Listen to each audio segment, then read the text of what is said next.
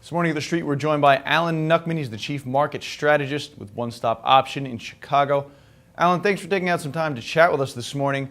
One of the things I want to lead off with here is it seems like Google just took a surprise privacy hit over in the EU. Tell us a little bit about that and maybe how it's going to impact their stock. Well, the price reaction was very muted. The market was off a little bit yesterday after being all-time highs in the S&P and the Dow, obviously. But, we had the Google down 1%. It hasn't been performing as well as some of the Nasdaq stocks here recently. Apple's really outshined it. And after this split, technically speaking, 500 is a level to keep an eye on as a support point. It is down 6% in 2014, but technically speaking, it still looks very, very strong, obviously. All right, and that's not the only place that we're seeing some news in the market. David Tepper at the SALT conference recently just said that he doesn't want to be shorting the market, but he's also encouraging the people not get too long. What do you draw from those comments right now?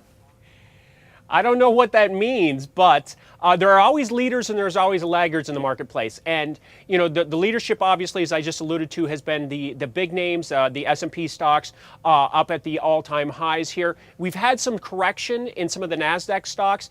And I think what I want to look at is some opportunities in some of these stocks that have had some of the sell-off. If you look at the Russell 2000, it's nearly 10% off its recent highs. Now, the Russell has doubled from 60 to 120 just in the last couple of years. So, a little bit of a break is to be seen. But from a risk-reward standpoint, leaning on 108 on this Russell, looking forward to get back above 115 and then possibly 120, I think these small cap stocks will start to play catch-up, and I think they're a good opportunity from a risk-reward standpoint. You want to look at some of these sectors that haven't participated, and the Nasdaq now is bouncing back, and the Russell looks like it's poised to do so as well.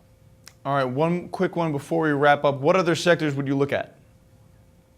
Well, I think energy is leading the way. That is very key. But I think here the Nasdaq is my focus because it's been trading between 3,400 and 3,600 here since December. It's back above or right at that 3,600 level. If it breaks out and pushes through that target's 38, which is another 5% higher. So it's had its break. Some of the shiny stocks, the Amazon, the Google, the Tesla, have stalled out.